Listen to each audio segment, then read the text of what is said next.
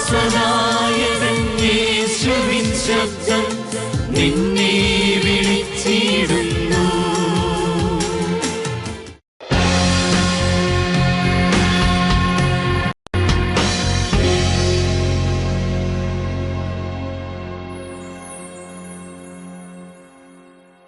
ഈ സഭയ്ക്ക് രണ്ട് മുഖങ്ങളുണ്ട്. തിരുവചനങ്ങളിൽ നമ്മളത് കാണുന്നു. ഒന്നാമത്തെ മുഖം, കിണറിൻകരയിൽ വെള്ളം കോരാൻ വന്ന സ്ത്രീയോട് യേശു പറഞ്ഞു, സ്ത്രീയേ, ഇനി മുതൽ ദൈവത്തെ ആരാധിക്കാൻ വേണ്ടി ആ മലയിലേക്ക് ഈ മലയിലേക്ക് ഓടേണ്ട ആവശ്യമില്ല. ഏത് മനുഷ്യനും ഏത് നേരത്തും ആത്മാവിലും സത്യത്തിലും ദൈവത്തെ ആരാധിക്കുവാനായിട്ട് പറ്റുന്നു. അങ്ങനെ ആത്മാവിലും സത്യത്തിലും ദൈവത്തെ ആരാധിക്കുന്ന ഒരു ജനത്തെ പിതാവ് ഒരുക്കാൻ തീരുമാനിച്ചിരിക്കുന്നു. എന്താണ് ഈ ആത്മാവിലും സത്യത്തിലും ആരാധിക്കുക എന്ന് വെച്ച് കഴിഞ്ഞാൽ, വേദപുസ്തകം പഠിക്കുമ്പോൾ ഈശോ തന്നെ പറയുന്നു, നിന്റെ വചനമാണല്ലോ സത്യം, നിന്റെ വചനമാണല്ലോ സത്യം. ഉൽപ്പത്തി പുസ്തകം മുതൽ വെളിപാട് വരെയുള്ള പുസ്തകങ്ങളിൽ കാലാകാലങ്ങളിൽ വിവിധ ഘട്ടങ്ങളിൽ വിവിധ രീതികളിൽ ദൈവം സംസാരിച്ച് തന്നെ വെളിവാക്കിയിരിക്കുന്നു. എനിക്ക് ഏറ്റവും വലിയ ഇഷ്ടമാണ് ആനിമൽ ചാനൽ, ഡിസ്കവറി ചാനലും ഇതെല്ലാം കാണുമ്പോൾ സൃഷ്ടപ്രപഞ്ചത്തിലൂടെ ദൈവത്തിന്റെ മഹത്വം വെളിവാക്കുന്നത്. നമുക്ക് പോകാൻ പറ്റാത്ത ആഫ്രിക്കയിൽ സിംഹവും ആനയും എല്ലാം നടക്കുന്നത് കാണിച്ചു തരുന്നു. അങ്ങനെ ഒത്തിരി കാര്യങ്ങൾ. കഴിഞ്ഞ ദിവസം നോക്കിയപ്പോൾ തിമിംഗലത്തിന്റെ മൂക്കയില് ഒരു സായിപ്പ് പിടിച്ചുകൊണ്ടിരിക്കുകയാണ്. നമുക്ക് കാര്യം പിടിക്കാൻ പറ്റുമോ? അങ്ങനെ തിമിംഗലം ഇങ്ങനെ പൊന്തി വന്ന സമയത്ത് അതിന്റെ മൂക്കി പിടിക്കുകയാണ്, സ്രാഗിന്റെ മൂക്ക പിടിക്കുകയാണ്. അങ്ങനെ ദൈവത്തിന്റെ അത്ഭുത സൃഷ്ടികള് എല്ലാം നമുക്ക് നമ്മുടെ മുറിക്കാത്തിരുന്ന് കാണാൻ പറ്റിയ പുതിയ ഇലക്ട്രോണിക് മീഡിയ വഴി ദൈവം നമുക്ക് അവസരം ഒരുക്കിയിരിക്കുകയാണ്. ദൈവം ഒന്നാമതായി വെളിവാക്കുന്നത്.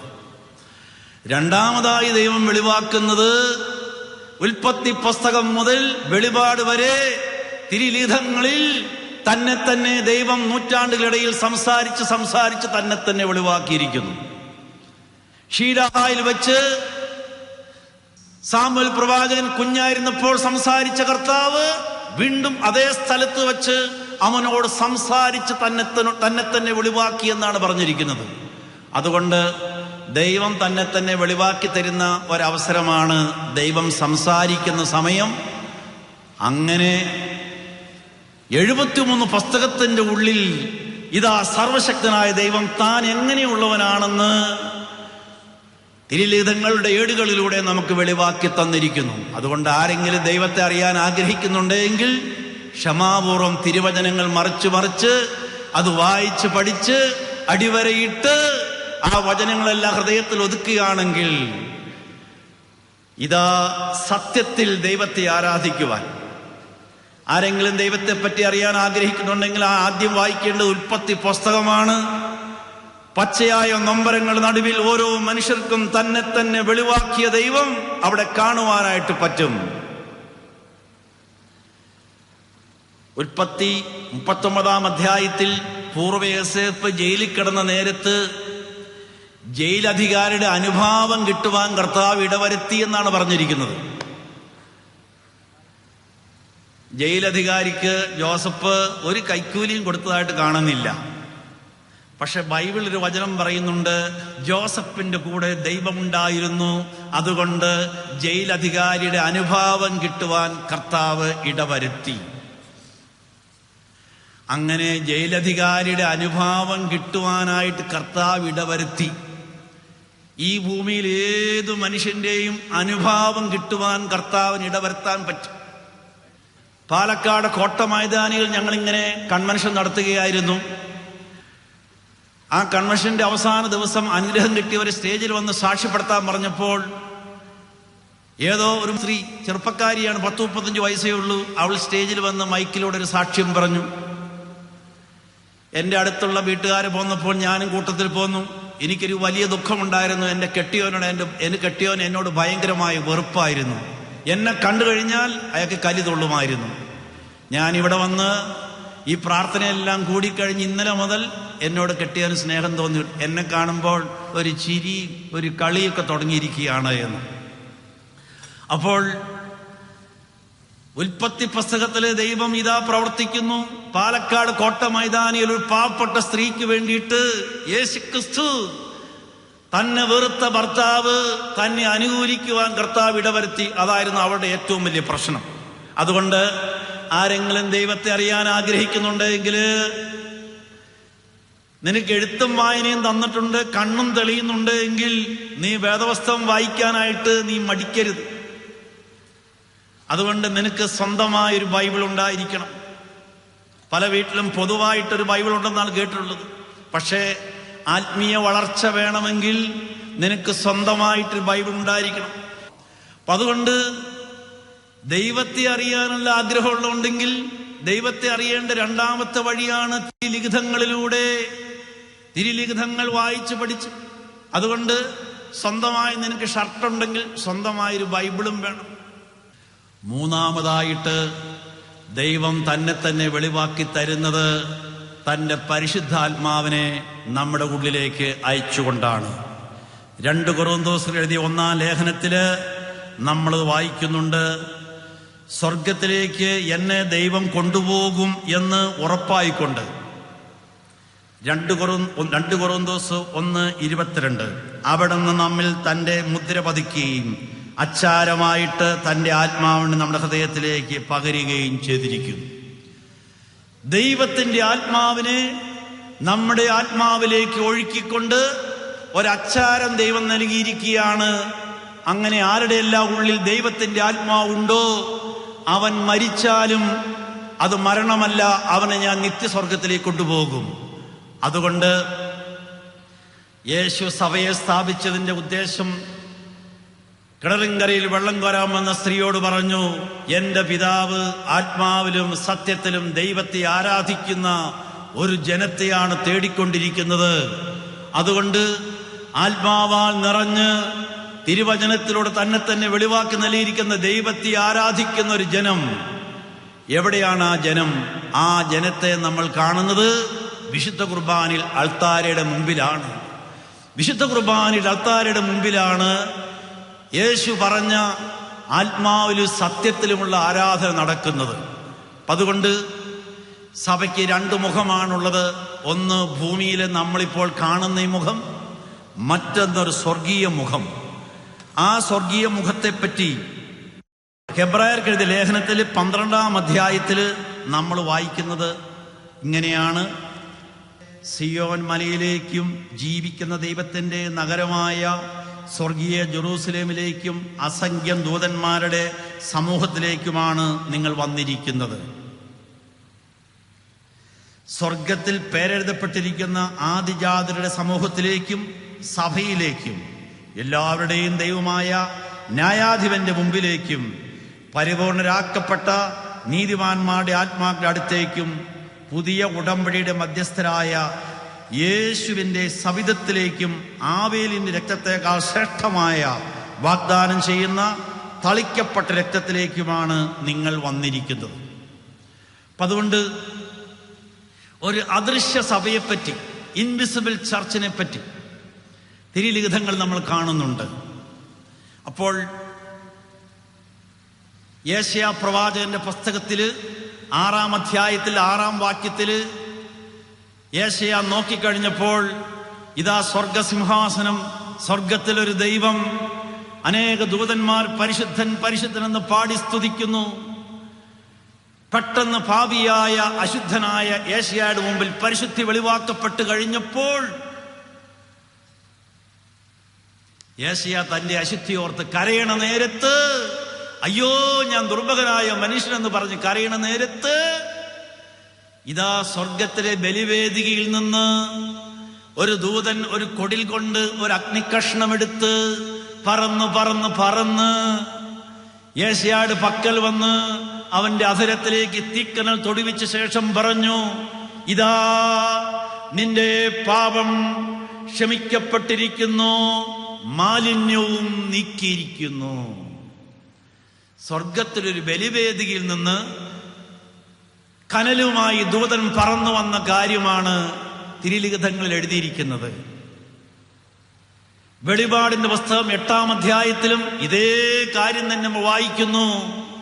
സ്വർഗത്തിലെ ബലിവീതിയിൽ അഗ്നി കൂട്ടിയിരിക്കുന്നത് ഞാൻ കണ്ടു. സ്വർണ്ണ ധൂപകലശവുമായി ദൂതൻ വന്ന് അഗ്നി ധൂപകലശത്തിലേക്ക് വഹിച്ച ശേഷം അത് ഭൂമിയിലേക്ക് വലിച്ചെറിഞ്ഞു. ദൈവികമാകും അഗ്നിയിൽ നമ്മെ ശുദ്ധി വരുത്തിടുവാൻ. ദൈവത്തിന്റെ വലിയ കരുണ കൊണ്ട് സഭയിലെ ശുശ്രൂഷകനായി ഞാനും മാറി. ദൈവം ഓരോ സമയങ്ങളിൽ ഓരോ കാര്യങ്ങൾ എനിക്ക് വെളിവാക്കി തന്നു. എന്റെ ചെറുപ്പകാലത്ത് എന്റെ ജീവിതത്തിൽ ഒത്തിരി നൊമ്പരം നിറഞ്ഞതായിരുന്നു. ഒരു വശത്ത് ദാരിദ്ര്യവും പട്ടിണിയും, മറുവശത്ത് അപ്പനും അമ്മയും തമ്മിൽ കലഹവും ഏറ്റുമുട്ടലും എല്ലാം. തെറിവിളിയുടെ പെരുന്നാളായിരുന്നു എന്റെ വീട്ടില്. അങ്ങനെ ഇരിക്കുന്ന വീട്ടില് അപ്പം കടന്ന് തുള്ളണ സമയത്ത് വീണ്ടും അപ്പനെ ചൂടാക്കുന്ന രീതിയിൽ എന്തെങ്കിലും സംസാരം എന്റെ അമ്മയുടെ വായിൽ നിന്ന് പുറപ്പെട്ടിരിക്കും. അമ്മയ്ക്കൊന്ന് മിണ്ടാതിരുന്നു കൂടെ എന്ന് പറഞ്ഞു കഴിഞ്ഞാൽ അമ്മയ്ക്ക് മിണ്ടാതിരിക്കാൻ പറ്റുകയില്ല. അതാണ് അമ്മയുടെ പ്രത്യേകത. അങ്ങനെ ഇരിക്കുന്ന നാളുകളിൽ കപ്പൂച്ചിൻ ധ്യാനങ്ങൾ ധാരാളമായി ഉണ്ടായിരുന്നു. അതുകൂടിയിട്ടാണോ പള്ളിയിൽ പോയിട്ടാണോ എന്നോട് ചോദിക്കരുത്, എനിക്കത് അറിഞ്ഞുകൂടാ. ഒരു കാര്യം, അപ്പം കടന്ന് തുള്ളുന്ന നേരത്ത് എൻ്റെ അമ്മ മിണ്ടാതിരിക്കാൻ തുടങ്ങി. എൻ്റെ അമ്മയ്ക്കൊരു ശാന്തത ദൈവം കൊടുത്തു. അത് കൊടുത്തത് ചുമ്മാ വെറുതെ മസിൽ പിടിച്ച് വേണ്ടാന്ന് വെച്ചതല്ല. യേശയ്യായുടെ അധരത്തിൽ തൊടിവിച്ചതുപോലെ തന്നെ ഒരു അദൃശ്യ ദൈവിക അഗ്നി എൻ്റെ അമ്മയ്ക്കും ദൈവം കൊടുത്തു. അതുകൊണ്ട് പാപം ഓരോ കുമ്പസാരക്കൂട്ടിലും പാപം ക്ഷമിക്കുന്നുണ്ട് എങ്കിലും നിന്റെ ഉള്ളിൽ ഉറഞ്ഞുകൂടി കിടക്കുന്ന മാലിന്യം നീക്കിക്കളയാനായിട്ട് സ്വർഗീയ ബലിവേദിയിൽ നിന്ന് അഗ്നി കൊണ്ട് നിന്നെ സ്പർശിക്കേണ്ടിയിരിക്കുന്നു. അതുകൊണ്ട് കത്തോലിക്കാ സഭയുടെ ഏറ്റവും ശ്രേഷ്ഠമായ ആരാധനയാണ് വിശുദ്ധ കുർബാന. നീ വിശുദ്ധ കുർബാനയ്ക്ക് നിൽക്കുന്ന സമയത്ത് നീ കുമ്പസാരിച്ചിട്ടാണ് നിൽക്കുന്നത് എങ്കിലും നിന്റെ ഉള്ളിൽ കിടക്കുന്ന മാലിന്യം അവിടെ തന്നെ കിടക്കുകയാണ്. ആ മാലിന്യം നീക്കുവാനായിട്ടുള്ള നിധിയിരിക്കുന്നത് സ്വർഗത്തിലെ ബലിവേദികയിലാണ്. അതുകൊണ്ട് ഭൂമിയിൽ ബലിവേദിക്ക് മുമ്പ് നിൽക്കുന്ന സമയത്ത് നീ ദൈവത്തിന്റെ മുമ്പിൽ കരഞ്ഞു പ്രാർത്ഥിക്കണം. നീതിക്ക് വേണ്ടി വിശക്കുകയും ദാഹിക്കുകയും ചെയ്യുന്നവർ സംതൃപ്തരാക്കപ്പെടും. ആരെങ്കിലും പാപകരമായ അവസ്ഥ ഓർത്ത് കരയുകയാണെങ്കിൽ അവന്റെ അശുദ്ധിയും പാപവും നീക്കിക്കളയുവാൻ ഞാൻ ഇടപെടും. അങ്ങനെ ആ ദൈവിക ഇടപെടൽ ഉണ്ടാകുന്ന സമയമാണ് വിശുദ്ധ കുർബാനയുടെ സമയം. അതുകൊണ്ട് കുർബാനയ്ക്കായിട്ട് വരുമ്പോൾ അവിടെ നമ്മൾ അച്ഛനും കപ്പ്യാരും ആ മണിയടിയും ബഹളവും എല്ലാം കേൾക്കുന്നുണ്ട് എങ്കിലും ഇത് സ്വർഗീയമായ ഒരു ആരാധനയുടെ പ്രതിഫലനമാണ് ഇവിടെ നടക്കുന്നത്. ഇത് സ്വർഗവും മനുഷ്യഭൂമിയും തമ്മിൽ കണ്ടുമുട്ടുന്ന സമയമാണെന്ന് ഓർത്തുകൊള്ളണം. അങ്ങനെ വിശ്വാസത്തോടുകൂടി വിശുദ്ധ കുർബാനയെ സമീപിക്കുമ്പോൾ നിന്റെ ഉള്ളിലിരിക്കുന്ന അശുദ്ധിയും എല്ലാം ദഹിപ്പിക്കാൻ ആവശ്യമായ ദൈവിക വിശുദ്ധീകരണ ശക്തി സ്വർഗത്തിലെ ദൈവീയ അഗ്നി നമ്മുടെ മേൽ പതിക്കും. അതുകൊണ്ട് കർത്താവായ യേശുക്രിസ്തു സഭയെ സ്ഥാപിച്ചപ്പോൾ ആ സ്ഥാപനത്തിന്റെ ഉദ്ദേശം എന്താണെന്ന് അവിടുന്ന് പറഞ്ഞു.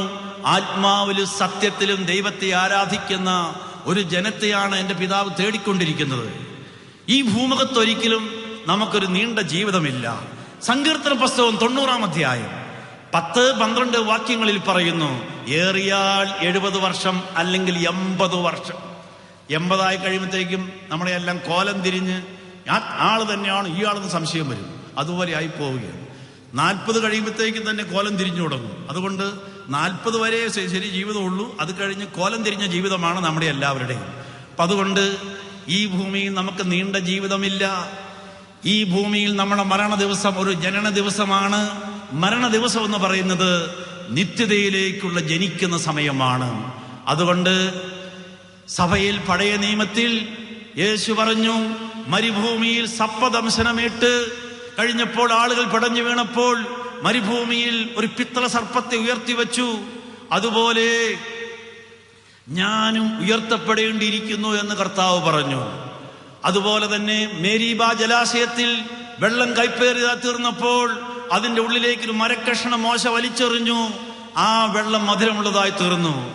അതുപോലെ തന്നെ കൈപ്പേറിയ ഭൂമുഖത്ത് സ്വർഗം ലക്ഷ്യം വെച്ച് മുന്നോട്ട് പോകുമ്പോൾ നമുക്കിവിടെ ആശ്വാസം തരുവാൻ വേണ്ടിയിട്ട് ദൈവം നമുക്ക് ഒരു സഭയെ സ്ഥാപിച്ചു നൽകിയിരിക്കുന്നു.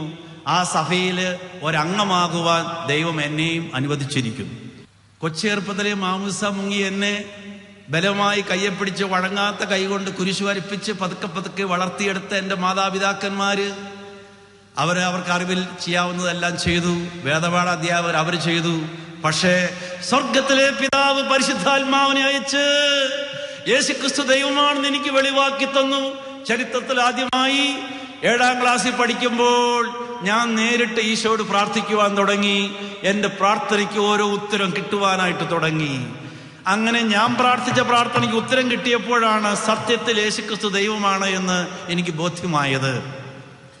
അങ്ങനെ ജ്ഞാനസ്നാനത്തോടെ ക്രിസ്തുവിനെ ധരിച്ചിരിക്കുന്ന നമ്മൾ അനുകൂലമായ സാഹചര്യം വരുമ്പോൾ ക്രിസ്തു നമ്മൾ വളർന്നാണ് വന്നുകൊണ്ടിരിക്കുന്നത്.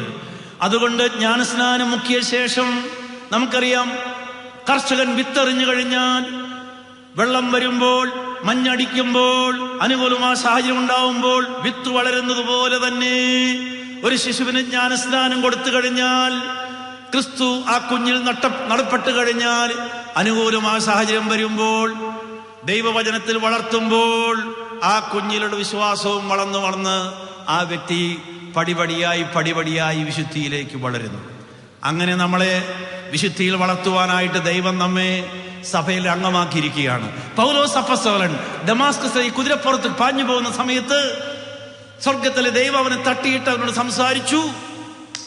അവൻ മാനസാന്തരപ്പെട്ട ശേഷം അവൻ ജെറുസലേമിലെത്തി കഴിഞ്ഞപ്പോൾ അവൻ അപ്പസ്തോലന്മാരെ കാണാൻ ആഗ്രഹിച്ചു. പക്ഷെ അവനെ പേടിയായതുകൊണ്ട് അവനെ ദൂരെ മാറ്റി നിർത്തി. എന്നാൽ ബർണബാസ് പറഞ്ഞു, ഇവന്റെ മാനസാന്തരത്തിന് ഞാൻ സാക്ഷിയാണ്, പേടിക്കേണ്ട ആവശ്യമില്ല, ഇവൻ നമ്മുടെ ആളാണെന്ന് പറഞ്ഞു കഴിഞ്ഞപ്പോൾ അപ്പസ്തോലന്മാര് പൗലോസിനെ സ്വീകരിച്ചു എന്നാണ് ബൈബിളിൽ എഴുതിയിരിക്കുന്നത്. അതുകൊണ്ട് എന്താ അതിന്റെ അർത്ഥമാക്കേണ്ടത്? ഒരാൾക്ക് ആത്മീയമായി വളരുവാനായിട്ട് ക്രിസ്തീയ കൂട്ടായ്മയോട് ഒട്ടി നിൽക്കേണ്ടതായിട്ടുണ്ട്. കത്തോലിക്കാ സഭയുടെ ഇടവകളുണ്ട്, സന്യാസാശ്രമങ്ങളുണ്ട്, മഠങ്ങളുണ്ട്. ഇവയെല്ലാം പത്രോസിന്റെ സിംഹാസനം തൊട്ട് നിൽക്കുന്നവരാണ്. ഈ സന്യാസാശ്രമങ്ങളുടെ നിയമങ്ങളെല്ലാം അവർ ഉണ്ടാക്കിയ ശേഷം റോമിലേക്ക് അയച്ചു കൊടുത്ത് മാർപ്പാപ്പ നിയമിക്കുന്ന ആളുകളെല്ലാം അത് പഠിച്ച് മാർപ്പാപ്പയുടെ അംഗീകാരം കിട്ടുമ്പോഴാണ് അതൊരു സഭയായി തീരുന്നത്. അങ്ങനെ പത്രോസാകുന്ന ആ വലിയ മുക്കുവന്റെ കീഴിൽ ഇന്നും അവിടുത്തെ സഭ മുന്നോട്ട് പോയിക്കൊണ്ടിരിക്കുകയാണ്. എല്ലാവരെയും സ്വർഗത്തിലേക്ക് പ്രയാണം ചെയ്യുന്നവരാണ്. സ്വർഗത്തിലേക്ക് പ്രയാണം ചെയ്യുന്ന ഒരു സമൂഹമാണ് നാം എല്ലാവരും. പണ്ടൊക്കെ കത്തോലിക്കാ സഭയിൽ വലിയ അകൃത്യങ്ങൾ ചെയ്യുന്നവരെല്ലാം പരസ്യമായി പിടിച്ച് മഹറോൻ ചൊല്ലി പുറത്താക്കുന്ന പരിപാടി ഉണ്ടായിരുന്നു. ഇപ്പോൾ ആളുകളുടെ അഭിമാനമെല്ലാം പരിഗണിച്ചുകൊണ്ട് അങ്ങനെ ഓടിച്ചു പിടിച്ചിട്ട് മഹറോണും ചൊല്ലാറില്ല. ഞാൻ എപ്പോൾ മാരകമായ പാപം ചെയ്യുന്നുവോ അപ്പോൾ ഞാൻ സ്വയം മഹറോൻ ചൊല്ലി പുറത്തേക്ക് പോവുകയാണ്. അതുകൊണ്ട് 2 രാജ്യമേ ഉള്ളൂ. ഒന്ന് ദൈവത്തിന്റെ രാജ്യം, മറ്റൊന്ന് സാത്താന്റെ രാജ്യം. ഞാനും നിങ്ങളുമെല്ലാം ഒന്നുകിൽ ദൈവത്തിന്റെ രാജ്യത്തിന്റെ ഉള്ളിൽ, അല്ലെങ്കിൽ സാത്താന്റെ രാജ്യത്തിന്റെ ഉള്ളിൽ. അതുകൊണ്ട് നമ്മൾ ഏത് സമയത്ത് അനുദപിച്ച് യേശുക്രിസ്തു രക്തം കൊണ്ട് കഴുകപ്പെടുന്നുവോ അപ്പോഴെല്ലാം അവരുടെ സ്റ്റാറ്റസ് എന്താണെന്ന് ബൈബിളിൽ പറയുന്നു. എഫേസ്യരുടെ ലേഖനം 2-ാം അധ്യായം. അനുദപിച്ച് യേശുവിന്റെ രക്തത്തിൽ കഴുകപ്പെട്ട് സഭയിലെ അംഗമായി തീരുന്ന ഒരു വ്യക്തിയുടെ സ്റ്റാറ്റസ് എന്താണെന്ന്. ഇനിമേൽ നിങ്ങൾ അന്യരോ പരദേശികളോ അല്ല, വിശുദ്ധരുടെ സഹപൗരരും ദൈവഭവനത്തിലെ അംഗങ്ങളുമാണ്. ഭൂമി ജീവിച്ചിരിക്കുമ്പോൾ തന്നെ ദൈവഭവനത്തിലെ അംഗമായി തീരുന്ന വ്യക്തിയാണ് ഈശോ പറഞ്ഞത്, എന്നിൽ വിശ്വസിക്കുന്നവൻ, ഞാനുമായി ഐക്യത്തിൽ കഴിഞ്ഞുകൂടുന്നവൻ മരിച്ചാലും ജീവിക്കുമെന്ന് കർത്താവ് പറഞ്ഞിരിക്കുന്നത്. അതുകൊണ്ട് മരിച്ച ശേഷം ഒരു അനുതാപം ഒരാത്മാവിന് പറ്റുകയില്ല എന്നാണ് നമ്മൾ മനസ്സിലാക്കേണ്ടത്. അതുകൊണ്ട് ജീവിച്ചിരിക്കുന്ന സമയത്ത് എല്ലാവർക്കും അനുദപിക്കാനൊരു അവസരം ദൈവം ഇങ്ങനെ കൊടുത്തുകൊണ്ടിരിക്കും. ഞാൻ കൊല്ലത്തൊരു കൺവെൻഷൻ നടത്തിയപ്പോൾ കൺവെൻഷന്റെ 3-ാം ദിവസത്തിൽ കുറെ ചേട്ടന്മാർ പറഞ്ഞു, അച്ഛൻ്റെ അടുത്ത് കുമ്പസാരിക്കാൻ പറ്റുമെന്ന് ചോദിച്ചു. എൻ്റെ കൂട്ടത്തിലുണ്ടായിരുന്നു. പ്രസംഗിക്കുന്ന സമയമായതുകൊണ്ട് ഞാൻ പള്ളിയിൽ പോയിരുന്നു കുമ്പസാരം കേൾക്കാനിരുന്നു. 40 കൊല്ലം, 35 കൊല്ലം, 30 കൊല്ലം, 28 കൊല്ലം ഇങ്ങനെ വർഷങ്ങളായി കുമ്പസാരിക്കാത്ത കുറെ ആൾ. അങ്ങനെ ആ കുമ്പസാരിച്ചവരെല്ലാം എല്ലാ ദിവസവും വിശുദ്ധ കുർബാനയ്ക്ക് പോകുന്നവരായി തീർന്നു. അതിലൊരാള് കുർബാന സ്വീകരിച്ച് പുറത്തേക്ക് എറിഞ്ഞു പള്ളി നടയിൽ ഉരുണ്ട് വീണ് മരിച്ചു.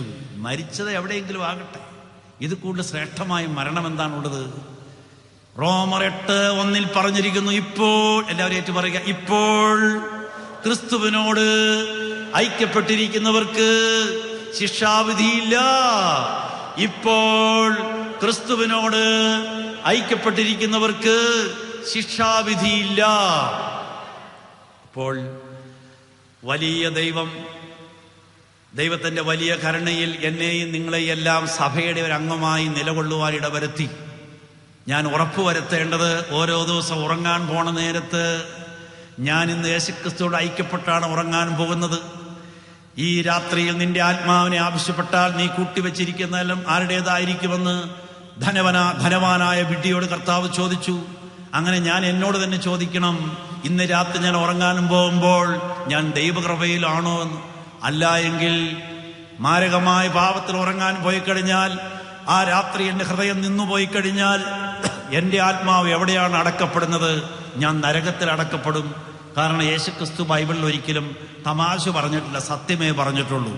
അതുകൊണ്ട് ബൈബിൾ കൺവെൻഷൻ ഇതുപോലെ അവസരങ്ങളെല്ലാം ദൈവം നമുക്ക് വേണ്ടി ഒരുക്കി തരികയാണ്. ഇത് സഭയുടെ ഒരു മനോഹാരിതയാണ്. കാരണം യേശു പറഞ്ഞു, സ്വർഗത്തിന്റെ താക്കോലുകൾ നിങ്ങളെ ഏൽപ്പിച്ചിരിക്കുന്നു. ആ സ്വർഗത്തിന്റെ താക്കോലുകൾ കർത്താവിന്റെ സുവിശേഷ വചനം തന്നെയാണ്. ഇപ്പൊ ഈ കാലഘട്ടത്തിൽ സാത്താൻ വരുന്നത് കൊമ്പും വാല് വെച്ചൊന്നുമല്ല. സാത്താൻ എന്നും വരുന്നത് ആശയതലത്തിലാണ്. ഏദൻ തോട്ടത്തിൽ ആദത്തെ ഉറക്കിക്കിടത്തിയ ശേഷം ഹവ്വ കുണുങ്ങി പതുക്കെ പുറത്തേക്ക് ഇറങ്ങി കഴിഞ്ഞപ്പോൾ ഒരു പാമ്പ് ഇതാ പറിച്ചോ എന്ന് പറഞ്ഞുകൊണ്ട് പഴം നീട്ടിപ്പിടിച്ചുകൊണ്ട് നിൽക്കുകയാണ്.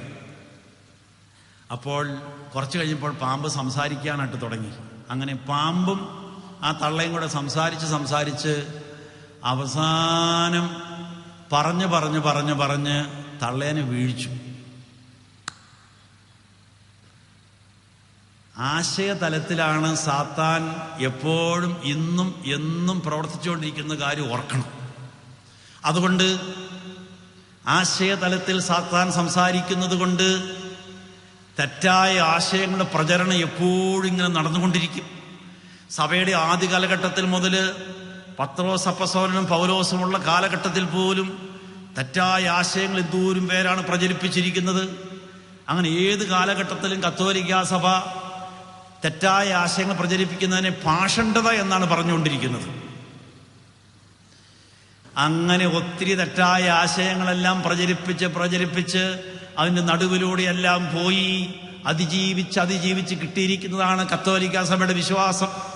അതുകൊണ്ട് ഓരോ കുർബാന സമയത്തും ജപമാല ചൊല്ലുമ്പോഴും വിശ്വാസ പ്രമാണം ചൊല്ലണ സമയത്ത് നമ്മുടെ പൂർവികരായ വിശ്വാസികൾ ചങ്ക് നുറുങ്ങി ദൈവത്തിന് മുമ്പിൽ കലങ്ങി പ്രാർത്ഥിച്ച് അവസാനം ദൈവം വെളിവാക്കിയ വിശ്വാസത്തിന്റെ സംഹിതയാണ്.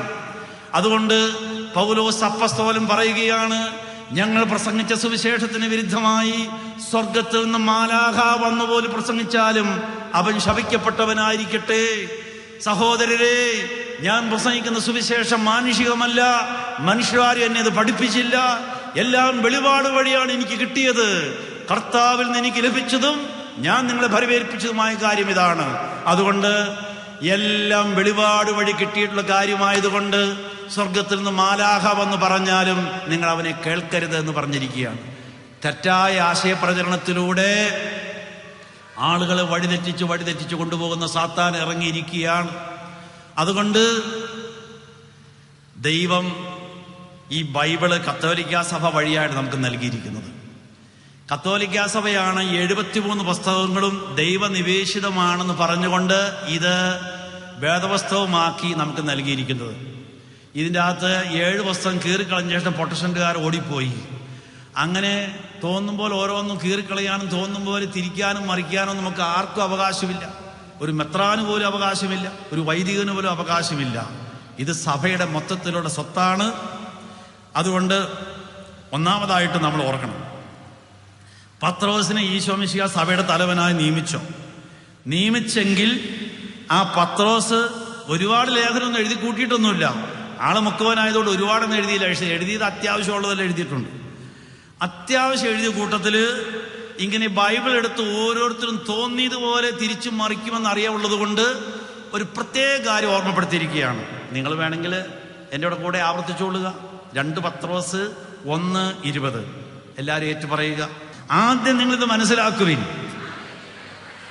വിശുദ്ധ ലിഖിതങ്ങളിലെ പ്രവചനങ്ങൾ ഒന്നും തന്നെ ആരുടെയും സ്വന്തമായ വ്യാഖ്യാനത്തിനുള്ളതല്ല.